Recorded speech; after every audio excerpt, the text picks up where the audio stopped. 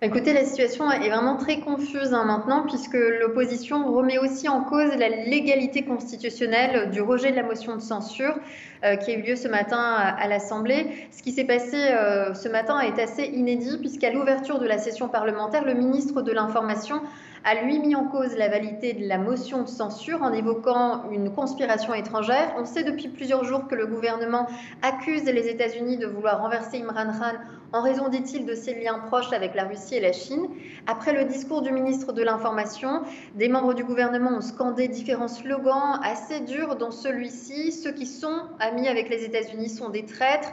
Donc, ambiance assez tendue au sein de l'hémicycle, et le vice-président de l'Assemblée a ensuite annoncé qu'il rejetait la motion de censure. Il n'y a donc pas eu de vote.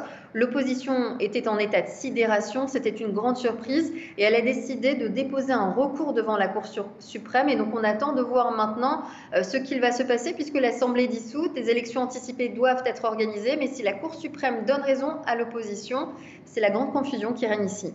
Comment s'explique que l'armée, qui joue un rôle clé au Pakistan, a finalement décidé de lâcher Imran Khan? Alors oui, l'armée joue un rôle très important au Pakistan. Elle a d'ailleurs même dirigé le pays pendant 35 ans. Imran Khan est arrivé au pouvoir avec le soutien de l'armée en 2018, et c'est vrai que pendant les 2 premières années, l'armée l'a soutenu à 100%. Mais l'année dernière, en novembre, Imran Khan et l'armée ont eu des différends au sujet de la nomination du directeur des services de renseignement de l'armée. Et depuis, les relations se sont tendues.